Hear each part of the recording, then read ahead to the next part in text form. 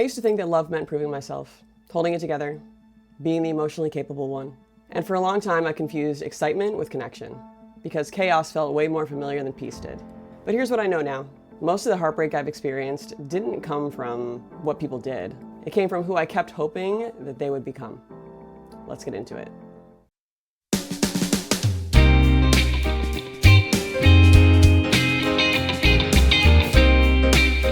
Welcome back to Rebuild Different. I'm Epiphany Page. And today we're breaking down why we mistake attention for chemistry and potential for commitment, and how that's exactly how we end up hurting our own feelings. Because we really will build a whole future based off of breadcrumbs and audacity. I was conditioned to believe that love meant effort, endurance, holding the emotional weight so other people didn't have to.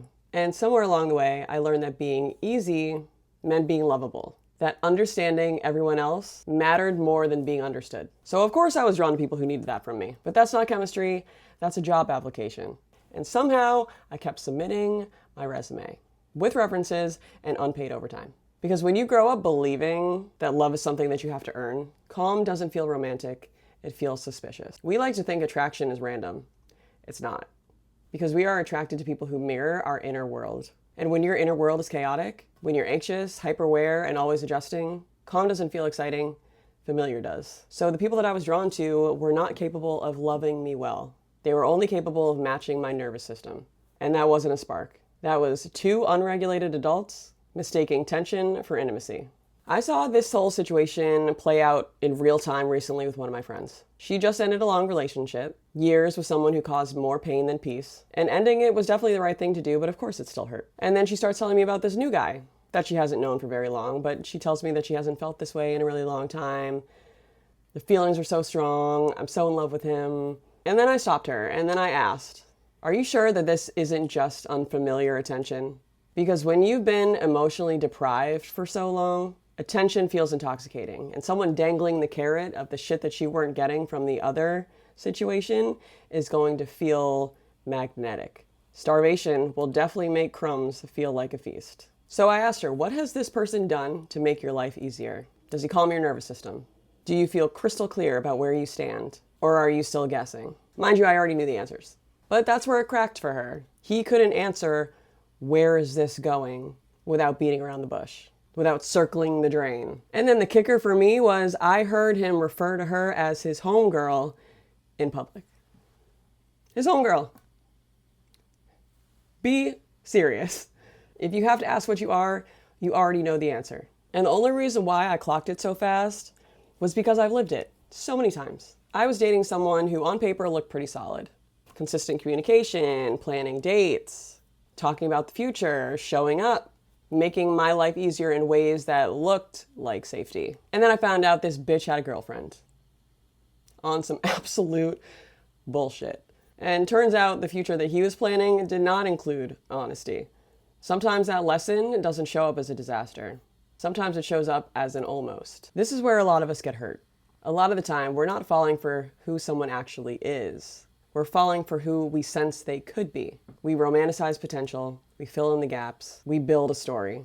And fantasy grows fastest where clarity is missing. And then when reality finally shows up, it's a hard pill to swallow. But the truth is, we didn't lose them. We lost the version of them that we invented.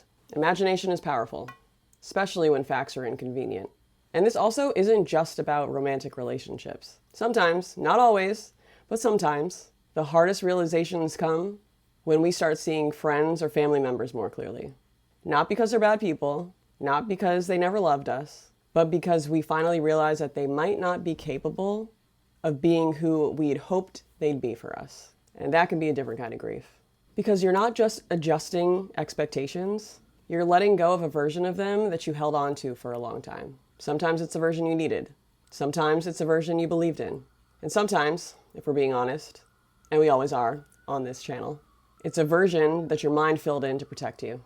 I think the brain does that a lot. It softens reality, highlights the good moments, and it tells us stories that make things easier to live with. Not because we're foolish, but because we're human. And at some point, we're asked to hold both things at once. Who someone is, and who we wish they could have been. And that doesn't mean that you are wrong for hoping. It just means you're seeing more clearly now. This isn't about shame. This isn't about judgment. You weren't stupid. You weren't too much. You weren't asking for the impossible. You're just asking the wrong person. Some people don't refuse depth. They've just never had access to it. Chemistry that makes you anxious is not chemistry. It's activation. And closure, as we've talked about before, isn't always a conversation. Sometimes it's an internal decision to stop debating reality. All right, guys, that's another episode of Rebuilt Different. If this episode hit for you, take what resonates, leave what doesn't. Awareness isn't about blaming your past self. It's about giving your future self more choice. So if you're finding these conversations helpful, I'd love for you to like, subscribe, or share this episode with someone you think who needs to hear it. Thank you for being here. Thank you for listening. And I'll see you guys next week.